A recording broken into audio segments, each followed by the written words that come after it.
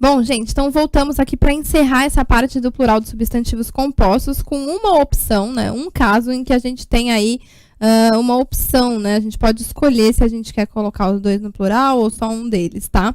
Que é quando alguns substantivos compostos, eles são formados por dois substantivos, né? A gente falou de substantivo mais adjetivo, de adjetivo mais substantivo, de numeral mais substantivo, de verbo mais substantivo, de verbo mais advérbio, mas a gente não falou de substantivo mais substantivo.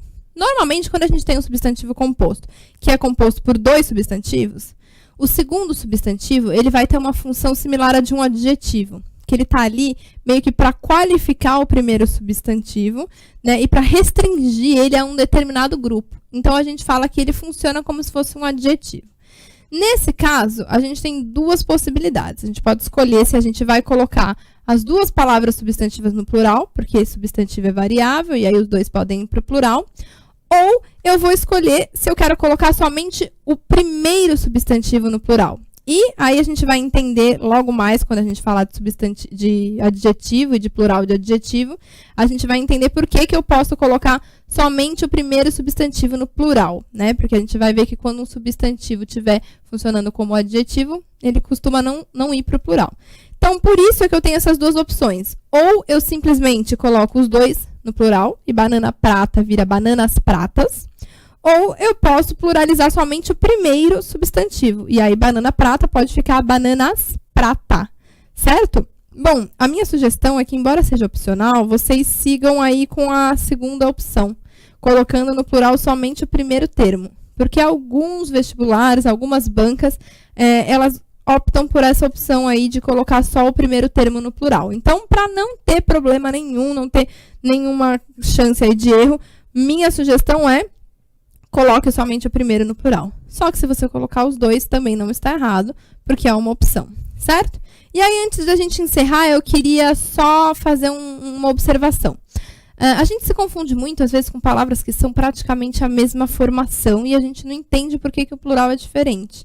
Que é o caso, por exemplo, que eu falei no começo, que é guarda noturno, né? Eu usei esse exemplo quando a gente começou a falar do plural dos compostos.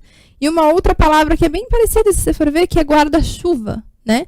As duas começam com a mesma palavra, guarda. Só que guarda noturno vira guardas noturnos, porque, lembrando, a gente viu que é um substantivo mais um adjetivo, os dois vão para o plural. E guarda-chuva não, guarda-chuva vira guarda-chuvas. E aí as pessoas se confundem, por que se é a mesma palavra, por que forma diferente? Bom, basicamente o que acontece? Guarda noturno, o guarda em guarda noturno é um substantivo, como eu falei, é como se fosse um policial ou um segurança, né? E guarda em guarda-chuva tem um outro significado. Não é um substantivo, mas um verbo, do verbo de guardar você da chuva, proteger você da chuva. Assim como guarda-roupas.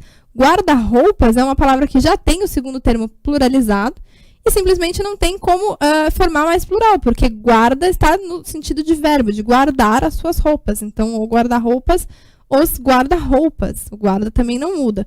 Então, é por isso, gente, mesmo quando a palavra parece similar, preste atenção, analise, veja qual é o sentido, se está no sentido de substantivo ou se está no sentido de verbo ou de advérbio, enfim, para não se confundir. Porque, às vezes, palavras que parecem que são a mesma lógica, não são, e você pode acabar errando por causa disso. Tá certo? Bom, com isso a gente encerra, então, a parte de plural, e nós entramos em uma outra parte que também costuma ser pedida aí com uma certa frequência, que é a flexão de grau dos substantivos. O que é a flexão de grau?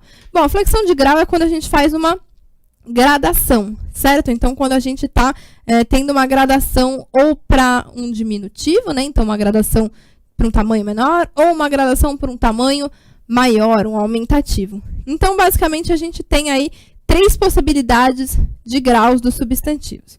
O grau normal, o grau diminutivo e o grau aumentativo. Então, a gente vai ver como é que faz a flexão aí do substantivo para indicar essa gradação para menos ou para mais. Bom, o grau normal, gente, é o grau realmente em que se encontram os substantivos de forma natural, né? O grau natural dos substantivos é o grau normal, que você usa quando você não quer ressaltar nenhuma forma diminutiva, nenhuma forma aumentativa, né? Quando você não quer ressaltar essa questão de tamanho, não quer chamar atenção para isso, você usa o grau normal, que é o grau natural das palavras. Então, chapéu, mulher, boca, chuva, casa, corpo. Coloquei esses exemplos que são a forma natural das palavras. E aí nós vamos ter, então, a forma diminutiva. Então, veja, a forma diminutiva e a forma aumentativa são derivadas desse grau normal, que é o grau natural dos substantivos, tá? Bom, o grau diminutivo ele é usado para quê? O grau diminutivo ele é usado para passar a ideia de uma proporção reduzida, ou seja, de um tamanho menor, de um tamanho reduzido. Essa é a forma mais comum de a gente usar um diminutivo. Porém, é importante a gente lembrar que o diminutivo ele também pode ser usado com um outro objetivo. Ele pode ser usado não para indicar um tamanho pequeno, mas para denotar um carinho, uma afetuosidade, um prazer, uma saudade, né? Normalmente assim nessa linha para coisas positivas, ou até mesmo de forma negativa, a gente usar um substantivo no diminutivo para indicar alguma coisa de forma pejorativa, de forma ofensiva.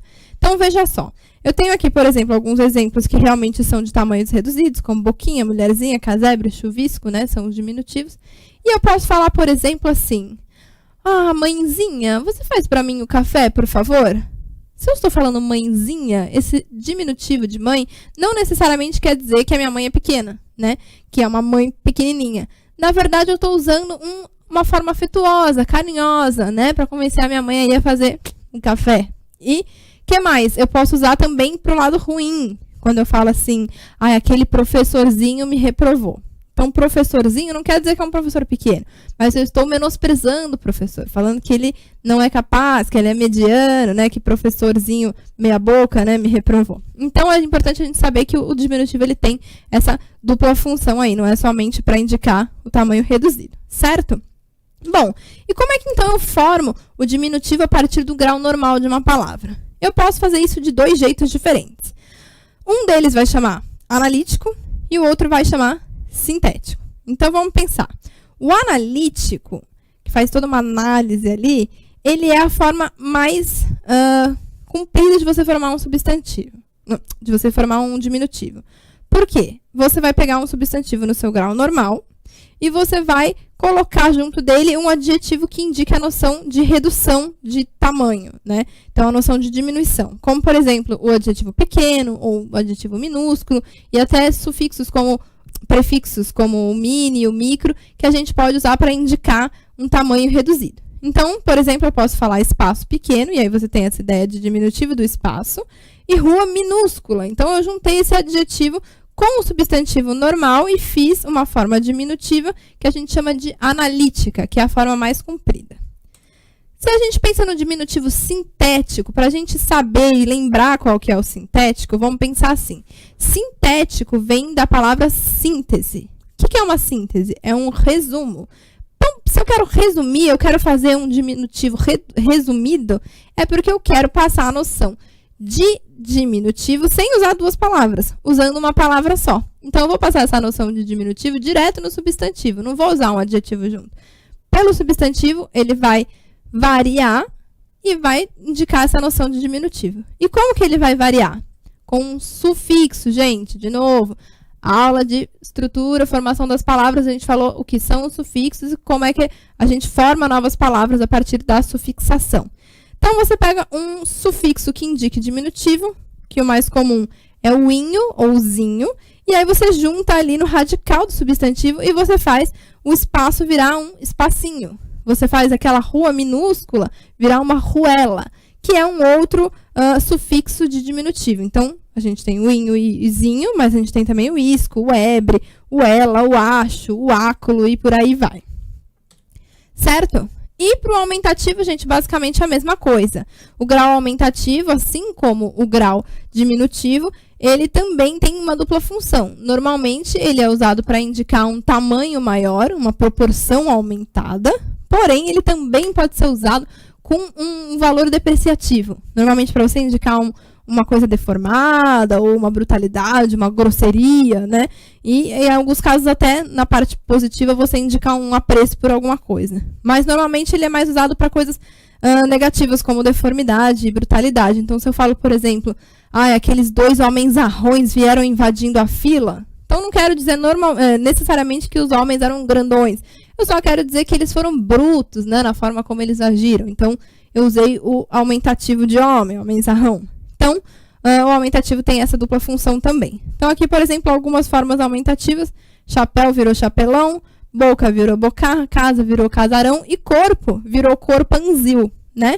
A gente fala corpão normalmente, mas o aumentativo culto aí de corpo é corpanzil, certo? Quando a gente fala corpão, tá aí um outro exemplo de quando a gente usa o aumentativo não para indicar uma forma grande, porque a gente não está querendo dizer que é um corpo grande, a gente está querendo dizer que é um corpo bom, bonito, que a gente acha legal. Então, é uma forma também de passar a ideia aí de um apreço por alguma coisa, uma coisa legal, uma coisa bonita, certo? Bom, e aí o grau aumentativo, da mesma forma que o diminutivo, a gente pode formar o grau aumentativo de dois jeitos. O jeito analítico, que é o mais comprido, que é a gente pegar um adjetivo que indique a noção de aumento e juntar aí no substantivo. Então, são adjetivos como grande, enorme, gigante, monumental, enfim. A gente usa junto com o substantivo, sem alterar o substantivo, e passa essa ideia de aumentativo. Por exemplo, rapaz grande e fogo enorme. E a outra forma, que é a sintética, então, lembrando, sintético, gente, faz a síntese. Síntese é o resumo, ou seja, quero resumir a ideia de aumentativo numa palavra só, sem ter que usar duas. Como? Põe um sufixo de aumentativo no radical do substantivo, e aí ele vira uma outra palavra com a ideia de gradação de aumento. Então, rapaz vira rapagão, por exemplo, que é o sufixo mais comum de aumentativo, que é o ão. Mas tem outros, tem o eirão, o aço, o ásio, o arel, por exemplo, fogo, fogaréu. Boca vira bocarra, então termina com arra. E tem aí vários sufixos que podem passar essa ideia de aumentativo, ok? Então, essa também é uma forma que é de aumentativo e diminutivo, é uma outra questão que costuma ser pedida em prova, principalmente porque se a gente for olhar, a gente tem algumas palavras que elas começaram como uma forma diminutiva de uma palavra, de um substantivo do grau normal, e que hoje elas não têm, elas já perderam elas não conservam mais essa ideia de diminutivo, elas perderam essa denotação. Por exemplo, folhinha. Folhinha, que começou como um diminutivo de folha, hoje em dia também é sinônimo de calendário. Então, a gente tem que ver que algumas questões caem também nesse sentido pra gente, tá? De quando que o substantivo conservou essa ideia de diminutivo, ou quando ele já virou um outro sentido, uma outra denotação. Certo? Bom, eu acho que a gente pode fazer uma pausa, então, antes de começar a falar dos adjetivos, que é a segunda classe de palavras que a gente vai estudar hoje, tá bom? Vou fazer um breakzinho rapidinho e já volto.